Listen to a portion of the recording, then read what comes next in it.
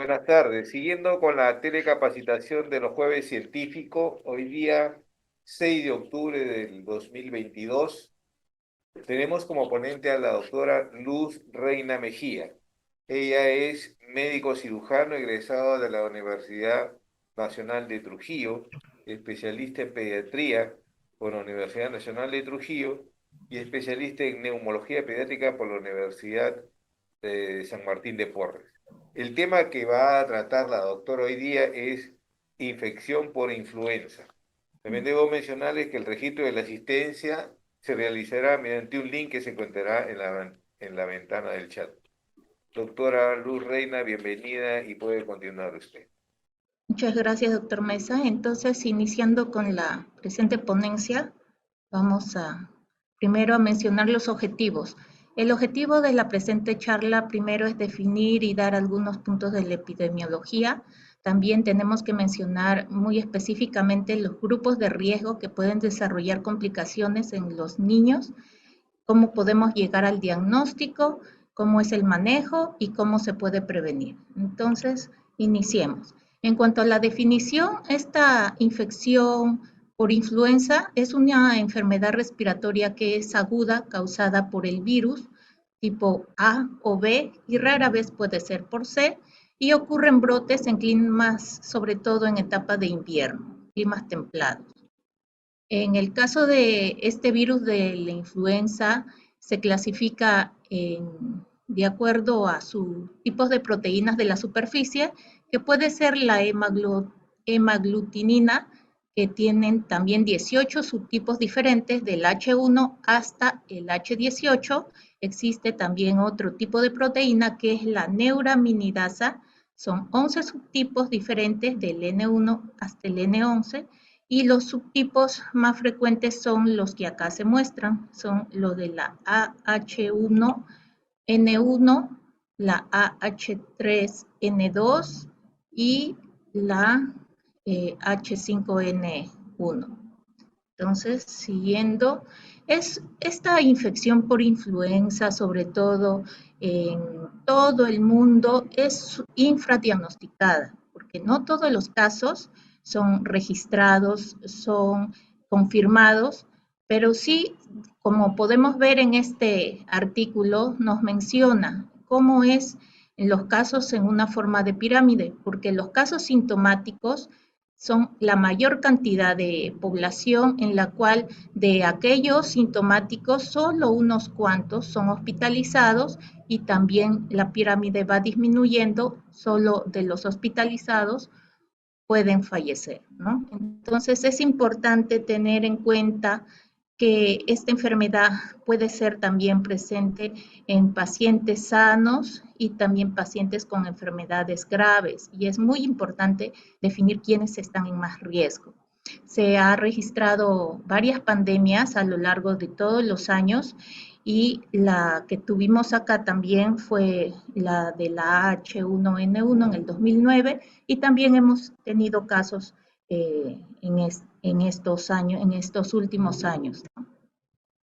En cuanto a la epidemiología en los niños pequeños, especialmente los menores de 5 años, son particularmente vulnerables a la infección. Alrededor del 10 al 30% de los niños se infectan con el virus durante cada temporada de influenza.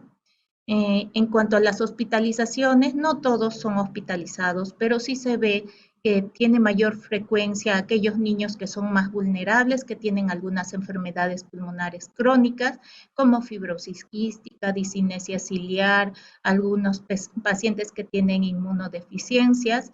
Y acá se puede observar que se ha visto que son 870,000 niños menores de 5 años que se han registrado, según los últimos datos, y la mortalidad va más de 100,000 niños podrían morir por esta enfermedad. En cuanto al reporte que se hace, como hay una vigilancia a nivel mundial, la OMS, la OPS, siempre está registrando semanalmente los casos que se van registrando de acuerdo a la cantidad de casos, se va tomando en cuenta las alertas que se deben dar. Y esta es la última semana que ha sido reportada el 28 de septiembre, donde se muestra que el virus todavía está circulando junto con otros virus, ¿no? Por la época de la pandemia también tenemos otros virus como el COVID y también otros que son también de registro frecuente, el virus respiratorio sincitial. El de la influenza actualmente está en baja, pero de todas formas no hay que perder la guardia, igual que lo del COVID. Ahora hablemos sobre las complicaciones que se podrían presentar en aquellos niños que tienen mayor propensión, ¿no?, a enfermar con mayor cantidad de riesgo de complicaciones. Y son las más frecuentes, las de vía aérea superior, también puede haber otitis media, laringitis, traqueobronquitis, o en algunos casos que ya están complicándose, es la neumonía. También puede afectar a aquellos niños que ya tienen enfermedades subyacentes a aquellas enfermedades pulmonares crónicas y puede presentarse una exacerbación respiratoria. Y otras complicaciones se pueden ver también en otros sistemas como sistema nervioso central. Ahora, acá quiero mostrarles sobre todo las complicaciones comunes de la influenza que se puede ver en la categoría de la vía aérea superior o también de las infecciones del oído, las infecciones de vía aérea alta como nasofaringitis, faringitis, amigdalitis, laringitis y traqueitis. También podría ser una sinusitis aguda, infecciones de vías aéreas altas y también aquellas con otras manifestaciones respiratorias. En cuanto a la de vía aérea baja, puede presentarse las bronquitis, las bronquiolitis, neumonías agudas por esta causa, por la influenza, exacerbaciones de asma, ¿no?, o crisis de asma. Ahora quiero también mencionar que los grupos con mayor riesgo de complicaciones son los niños menores de 5 años, pero especialmente los menores de 2 años. Y aquellas personas que tienen condiciones médicas que pueden ser asma, sobre todo a aquellos niños que ya tienen el diagnóstico de asma, tenemos que estar vigilando cualquier signo de alerta, porque si hay algún caso sospechoso o algún caso confirmado que ya tiene influenza, hay que estar vigilando, aislando al paciente que está enfermo para evitar a aquellos niños que tienen propensión a hacer complicaciones y evitar la enfermedad a aquellos niños, sobre todo que tienen estas enfermedades subyacentes que aquí las he colocado, ¿no? Ahora, ¿cuál es el impacto de los casos de influenza en aquellos niños que tienen ya enfermedades pulmonares crónicas y que requieren hospitalización? Se ha hecho un estudio en Australia donde se comparó, es una corte, donde se comparó a 134 pacientes en los cuales eh, los que tenían enfermedades pulmonares crónicas en relación a los que no tenían, era la mayor cantidad de pacientes que eran hospitalizados. Por eso es que hay que tener muy en cuenta aquellos niños que tienen una enfermedad pulmonar crónica subyacente, entonces tenemos que tener mucho más cuidado en la prevención y evitar la infección. Y sobre todo, con la vacunación se puede prevenir a aquellos niños que ya tienen una enfermedad de base, una enfermedad pulmonar o alguna inmunodeficiencia, debemos tener su chequeo de control de vacunas de la influenza. Aquí también se muestra cuáles fueron las enfermedades pulmonares crónicas más frecuentes. Fue el asma, en la cual se produjo complicaciones con asma severa, también aquellos niños que tenían enfermedades como discinesia ciliar, fibrosis quística, otras afecciones pulmonares, tenían mayor propensión de enfermar. Entonces, la tasa de hospitalización asociada a la influenza en cada uno de los grupos de niños con enfermedades pulmonares crónicas fue significativamente mayor con respecto a aquellos que no presentaban enfermedades pulmonares crónicas. Y entre las complicaciones que se presentan y se ha registrado mayor mortalidad son las neumonías por influenza, y estas neumonías pueden originarse de forma inicial viral, pero se puede coinfectar o bien con otro virus o también con alguna bacteria. Hay que tener muy en cuenta los estudios de laboratorio que nos pueden orientar, pero por radiografía por imágenes también podemos ver múltiples patrones en los cuales se ha visto con mayor frecuencia en este estudio el de los infiltrados intersticiales. También pueden presentar atelectasias, pueden tener aumento del tamaño de los nodos, la hiperaireación, derrame pleural, entre otros.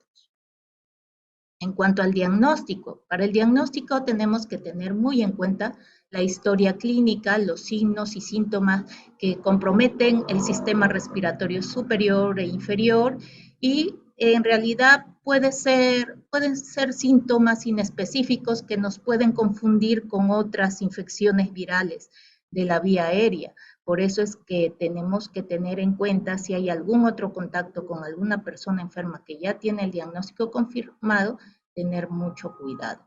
Entre los síntomas más frecuentes que se pueden encontrar son la fiebre, la tos, el dolor de garganta, la congestión nasal, dolores de cabeza, los niños ya no realizan sus actividades diarias con normalidad, a veces ya incluso ya no quieren alimentarse, se echan a su cama, están decaídos, ya no quieren estar haciendo, ni siquiera estar jugando. Por eso es que tenemos que tener precaución en el caso de ellos. No todos los niños van a hacer fiebre, pero sí es un signo de alarma que nos va a orientar y aquellos con el sistema inmune disminuido a veces no pueden presentar fiebre. Hay que tener cuidado. Acá hay un estudio donde se encuentra que la fiebre es el mayor problema en el caso de todas las edades, porque acá lo dividen en los menores de 3 años, de 3 a 6 años y de 7 a 13 años, y en todos los grupos de edad la fiebre era también lo más significativo. La rinitis, la congestión nasal, el dolor de garganta, el dolor de cabeza, mialgias y también otros síntomas más, ¿no? En cuanto a las pruebas diagnósticas, en realidad depende de nuestro medio, de qué pruebas contemos, ¿no? Como el IFI viral, etcétera. Y sobre todo la rapidez con la que se necesitan los resultados. Aquí se mencionan todas las pruebas que se podrían realizar, el tiempo de resultados, por ejemplo, el IFI viral se podría realizar porque tiene una sensibilidad moderadamente alta y también alta especificidad, y el tiempo de resultados va entre 1 a 4 horas. En cambio, los cultivos demoran más, por eso es que se prefiere, ¿no? Pruebas más rápidas. Acá también se muestra los porcentajes de sensibilidad y especificidad de cada prueba. Y es muy importante detectar a un niño que tenemos sospechas, sobre todo si es un niño pequeño, si es un lactante que está con fiebre y que independientemente de si tiene la vacuna o no, o si ya ha presentado influenza, puede volverse a dar con, con esta infección debido a que puede captar otra cepa. Y por eso es que es importante realizar la historia clínica completa y ver si es que los niños presentan fiebre, tiene alguna exacerbación de alguna enfermedad pulmonar como asma o alguna otra enfermedad pulmonar como discinesia ciliar, fibrosis quística, estar al tanto de cómo va esta fiebre, si persiste, si es que ya la duración ha disminuido y su estado de ánimo es mejor, siempre tenerlo en observación con signos de alarma, ¿no? En los niños, aquellos que tienen neumonía febril adquirida en la comunidad, también, ¿no? Que probablemente se puede haber infectado con otro microbio, otra bacteria. Y aquellos niños que no se sabe la causa de su enfermedad y la fiebre es persistente, también tenemos que tener a aquellos niños. Considerar la infección por influenza en estos casos. Se deben realizar las pruebas de laboratorio para el virus de la influenza cuando los resultados afectaran a esto. Ya se debe iniciar la profilaxis en el caso de los contactos, la realización de otras pruebas de diagnóstico o el control de las infecciones. La confirmación del laboratorio no debe retrasar el inicio de la terapia antiviral en personas en las que ya está indicado el tratamiento. Y aquí, según las normas técnicas, se muestra a quienes consideramos como caso sospechoso. Se considera a quien cumpla algunas de las siguientes condiciones: persona con fiebre mayor de 38 grados centígrados, acompañada de al menos uno de los siguientes signos o síntomas, como tos, dolor de garganta, rinorrea, que además estuvo en los 7 días previos al inicio de su enfermedad en una zona con casos confirmados de infección por virus de la influenza AH1N1, o que tuvo contacto cercano con un caso confirmado de infección con virus de influenza AH1N1. Aquellos considerados como caso probable son un caso sospechoso con resultado de la prueba de influenza positiva para influenza A, pero no subtipificado por los reactivos comúnmente utilizados para detectar la infección por el virus de la influenza estacional, o persona que murió a causa de una infección respiratoria aguda inexplicada y con nexo epidemiológico con un caso probable o un caso confirmado. Esto es en general en adultos y niños, pero sí es importante tenerlo en cuenta. Y el caso confirmado es una persona con una prueba de laboratorio confirmatoria de infección por influenza en un laboratorio de referencia nacional por uno más de las siguientes pruebas, ¿no? Que acá se puede ver.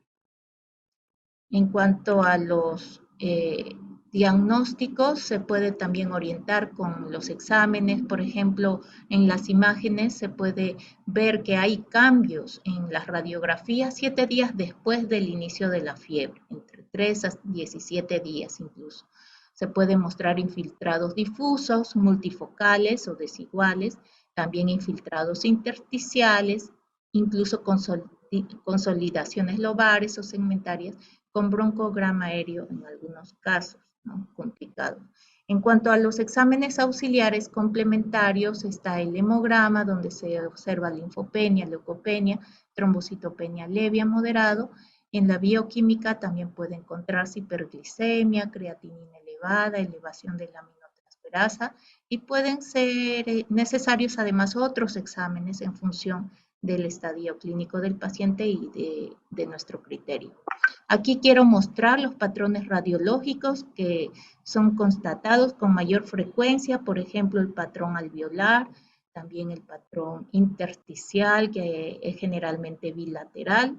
Hay un patrón mixto, alveolo intersticial, y algunas alteraciones a nivel de la silueta cardiovascular. Hay que tener en cuenta que puede haber coinfección con otras enfermedades, con otros virus, y también sobreinfección bacteriana, por lo que también podría dar broncograma aéreo tipo consolidación y algunas complicaciones como las atelectasias que también se podrían presentar. ¿Qué signos de alarma tenemos que tener en cuenta? Sobre todo en los niños, una fiebre alta y con dificultad para respirar. No, ya no solamente debe tratarse en el domicilio, tiene que estar siendo vigilado por un médico y ver sobre todo si hay algún otro signo de insuficiencia respiratoria como cianosis, el aumento de la frecuencia respiratoria, la taquimia, sobre todo entre los 2 y 11 meses, que ya las respiraciones superan el promedio de acuerdo a su edad o entre 1 a 5 años, y que no quiera alimentarse, que tenga signos de deshidratación. Siempre hay que darle a la mamá los signos de alarma, de alerta, que ya le pueden orientar a que su niño sea manejado en un medio hospitalario, sobre todo cuando ya tiene signos de deshidratación, está irritable, no quiere alimentarse, tiene algún trastorno del estado de conciencia, tiene que ser evaluado inmediatamente. Ahora, en cuanto al tratamiento, el manejo de los síntomas en realidad es como cualquier otra infección cuando tenemos un resfriado o alguna infección respiratoria por algún otro agente. El manejo es solo de los síntomas, si hay fiebre, si hay dolor de cabeza, si hay dolor, el paracetamol va a ayudar, ¿no? En el caso de la gripe se puede dar paracetamol o antiinflamatorios no esteroideos como el ibuprofeno. Sin embargo, si el niño tiene gripe o influenza, está contraindicado utilizar los salicilatos, es decir, la aspirina, debido a que estos niños menores de 18 años no deberían usar porque está asociado al síndrome de Rey, que es una encefalopatía tóxica y puede llevar a la muerte, ¿no? Es muy importante tener en cuenta esto, que no se debe usar salicilatos en los niños menores de 18 años. En cuanto a la terapia antiviral debe ser utilizada con precaución, sobre todo de acuerdo a la edad, y viendo, como ya se han hecho estudios en los cuales se ha demostrado que en niños se puede utilizar estos inhibidores de la neuraminidasa, se ha demostrado que sí podría favorecer para el tratamiento, como el oseltamivir, que se puede administrar por vía oral, y el mecanismo de acción es que evita la liberación de los viriones de la célula huésped. Los inhibidores de la neuraminidasa son activos contra los virus de la influenza A y los virus de la influenza B. Entonces es importante tener estos datos, sobre todo las dosis que tenemos que usar para niños. Estas son dosis de tratamiento, pero también existen dosis de profilaxis. Las dosis de profilaxis generalmente son utilizadas para la duración cambia, ¿no? Son 10 días y depende también del peso. Si son menos de 15 kilos, son de 30 miligramos cada 12 horas por 10 días, y si son más de 15 kilos, son la misma dosis, pero la duración es lo que cambia. Entonces tenemos que tener en cuenta todos estos datos. Se pueden usar dosis de 2 a 3 miligramos por kilo por peso cada 12 horas por 5 días como mínimo, y debe iniciarse inmediatamente se tenga la sospecha de que es un paciente pediátrico con neumonía grave por este virus, y se debe administrar mínimo por 5 días. Se recomienda que sean las 48 primeras horas del inicio de los síntomas. Entonces, estos tratamientos con los inhibidores de la neuraminidasa, como el oseltamivir, se ha visto que reduce los días de enfermedad. Entonces, sí se recomienda administrarlos. El oseltamivir es el mejor estudiado en los niños, y se ha determinado que sí, en grandes estudios se ha demostrado que sí reduce la cantidad, la duración de los síntomas que pueden provocar.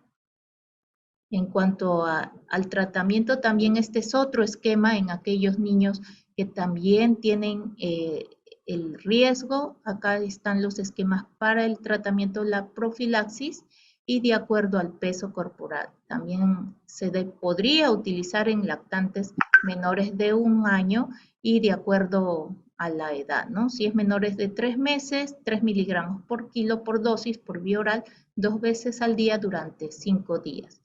No es recomendado excepto en situaciones críticas en estos casos. En aquellos niños de 3 a 8 meses, la misma dosis. Igual la profilaxis está aquí también. En aquellos niños de 9 a 11 meses también podemos usar de acuerdo a su peso, y acá está toda la tabla detallada. Incluso para niños recién nacidos prematuros también se podría utilizar, y de acuerdo a esta tabla, ¿no?, que estoy mencionando. Aquí es otra tabla en la cual se da las formulaciones en las que viene el oseltamivir, y se puede utilizar estos rangos de acuerdo al peso. En cuanto a la prevención es muy importante para disminuir la incidencia de los casos. También nos puede ayudar para evitar aquellas enfermedades graves en aquellos niños que tienen mayor riesgo, como enfermedades pulmonares crónicas. Cuando ya tenemos programas de estas enfermedades pulmonares, tenemos que incentivar a toda la familia para que tengan mucho cuidado en evitar el contacto en el caso de que tengan un paciente o algún otro familiar con la enfermedad, pero siempre tener en cuenta la vacuna. Se han hecho muchos estudios donde se han publicado diferentes tipos de recomendaciones de acuerdo a la vacuna antigripal. Hay que tener siempre en cuenta que la vacuna es de acuerdo al año y de acuerdo a la cepa, porque siempre va variando. De acuerdo al año se va aplicando las vacunas, todos los años cambia.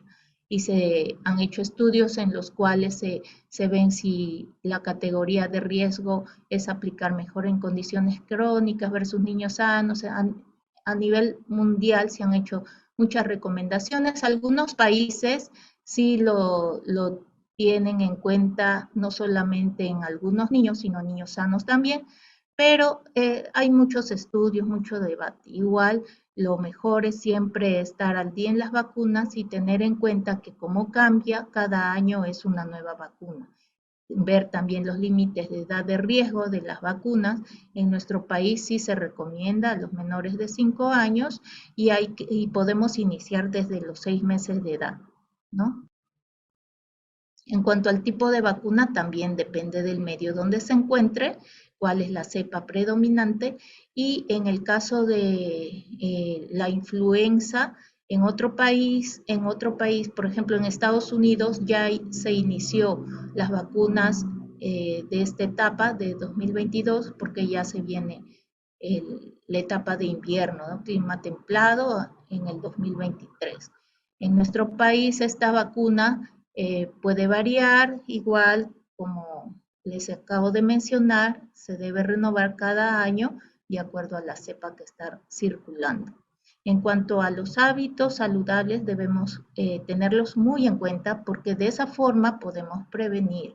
Prevenimos la gripe cuando ya tenemos el contacto con un paciente, con una persona que está enferma. Hay que tener cuidado con nuestros niños y también ver en la casa que el paciente que está enfermo esté en otra habitación aislado, que no tenga contacto con nuestros niños. A veces los más vulnerables son aquellos que ya tienen enfermedades pulmonares crónicas o incluso niños sanos, menores de 5 años. Hay que evitar el contacto directo con personas que están enfermas. Hay que decirles que deberían utilizar mascarilla, sobre todo las quirúrgicas, guardar reposo en cama. Si es que es un niño que ya está con la infección, vigilar, ¿no?, los signos de alarma, y sobre todo el lavado de manos, evitar tocarse los ojos, la nariz o la boca para no contagiarse, y practicar otros buenos hábitos de salud, ¿no?, como la alimentación y el ejercicio.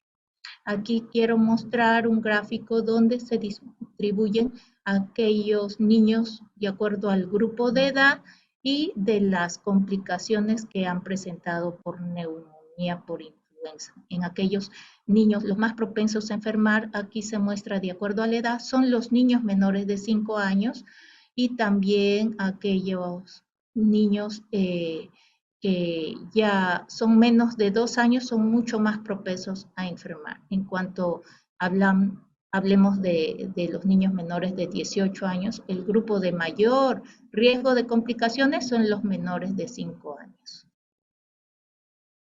Y acá también están las dosis de profilaxis y tratamiento, por lo que es importante, ¿no?, tener en cuenta esta infección por influenza. Se puede dar en nuestro ámbito y puede ser muy severa en algunos casos, en algunos pacientes que ya tienen enfermedades pulmonares, se puede complicar con una neumonía, puede requerir ingreso hospitalario. Por eso es que tenemos que vigilar los signos de alarma y darle siempre el tratamiento oportuno. Sobre todo la prevención nos puede evitar los casos fatales que se han visto, ¿no?, a nivel mundial. Como conclusiones, la influenza es un problema de salud pública y los niños se encuentran dentro de este grupo vulnerable a la infección con mayor riesgo de mortalidad. Los menores de 5 años, pero sobre todo los menores de 2 años, tienen mayor riesgo de complicaciones por la influenza. Y entre las complicaciones las más severas con riesgo de muerte se encuentra la neumonía. El diagnóstico clínico puede ser confirmada con pruebas de diagnóstico, sobre todo en aquellos pacientes que ya estamos sospechando y tiene una enfermedad pulmonar crónica de base y su enfermedad está avanzando rápidamente con insuficiencia respiratoria. Debemos hacerle la prueba. El tratamiento en niños con factores de riesgo de complicaciones debe ser precoz y la prevención es muy importante en aquellos niños. La vacunación es muy efectiva. Por eso es recomendable tener en cuenta todos estos datos para poder tratar a niños con influenza. Eso sería todo.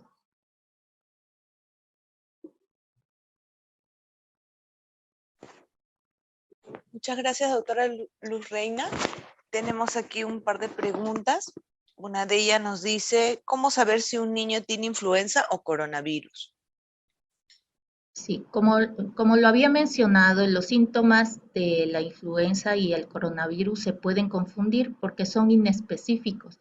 Ambos pueden dar fiebre, pueden dar congestión nasal, tos incluso.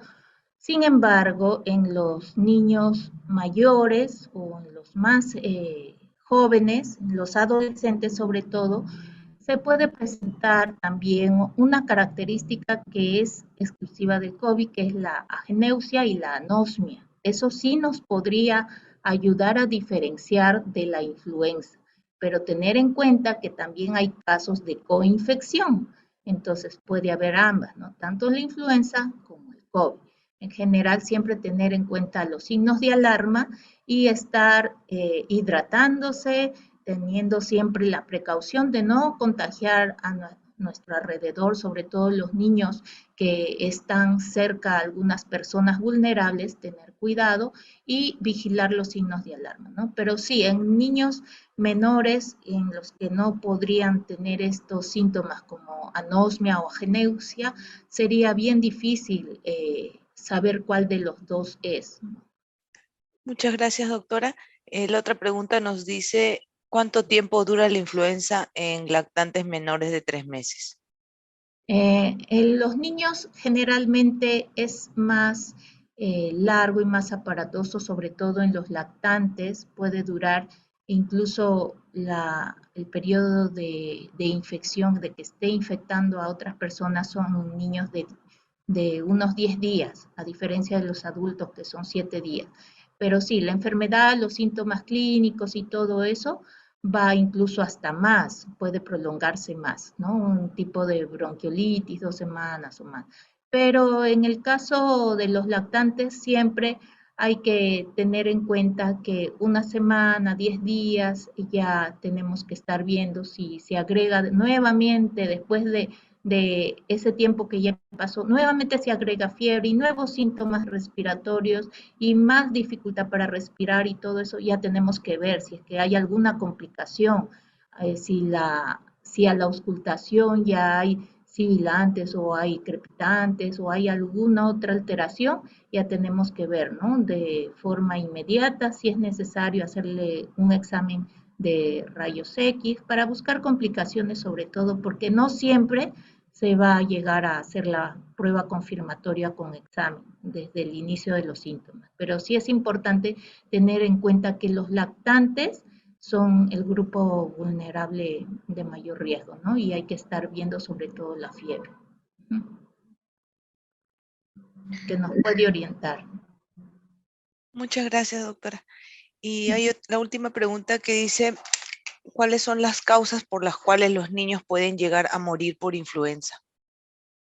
En realidad los niños podrían descompensarse rápidamente cuando no reciben el manejo con una buena hidratación y también se ha visto en algunos estudios que puede afectar muchos órganos, muchos sistemas, pero los más frecuentes y con mayor mortalidad ha sido la neumonía. Por eso hay que estar vigilando los factores que podrían provocar si es que tiene una enfermedad pulmonar crónica subyacente, como ya lo mencioné, asma o alguna otra, tener en cuenta que tenemos que inmediatamente actuar, ¿no? Hacer una revisión médica y estar en seguimiento para ver si es que está evolucionando bien o no y evitar con eso las causas de mortalidad, ¿no? Incluso en niños, en lactantes, en menores de 2 años o incluso en niños sanos, se ha visto que la infección por influenza ha llegado a ser mortal. Entonces, y es muy rápido el tiempo en el que puede provocar alguna complicación, incluso puede provocar miocarditis en otros sistemas, pero lo que mayor frecuencia se ha presentado de mortalidad es la insuficiencia respiratoria aguda por neumonía. Gracias, doctora, por la explicación. Y bueno, para finalizar, ¿qué recomendaciones más nos podría brindar? Sí, en general, la idea ahora que ya hemos vivido una pandemia y tenemos todavía ya la educación para poder prevenir, tenemos que mantener siempre el uso de mascarillas, sobre todo en lugares donde están con mayor propensión de infecciones respiratorias, en nuestro medio hospitalario también, y en aquellos lugares donde hay mucha cercanía con personas o contactos con otras personas que tienen la infección o sospecha de infección, hay que mantener nuestro distanciamiento, hay que también ver, ¿no?, la forma de vacunación a los niños que tienen mayor riesgo, los menores de 5 años, mantenerlos en chequeos constantes para saber si es que ya está protegido o no. Y sobre todo, eso, todo lo que se puede prevenir puede ayudar a que esta infección, que puede ser severa en algunos niños, incluso niños sanos, se pueda evitar. Eso sería todo. Doctora Luz Reina Mejía, la Oficina de Docencia, agradece su gentil participación como ponente el día de hoy y además también por compartir su experiencia profesional con todos nosotros. También agradecemos a los participantes y los esperamos el próximo jueves con otra telecapacitación de Jueves Científico. Muy buenas tardes.